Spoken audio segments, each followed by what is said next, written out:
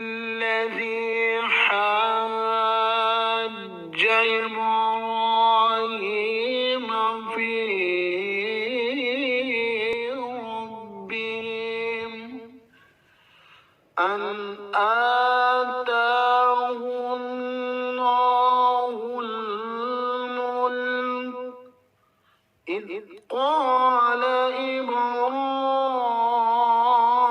إبراهيم ربي الذي يحيي ويميت قال أنا أحيي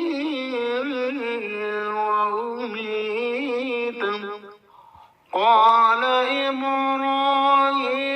إن الله يأتي بالشمس من المشرق فأت بها من المغرب فبهت الذي كفر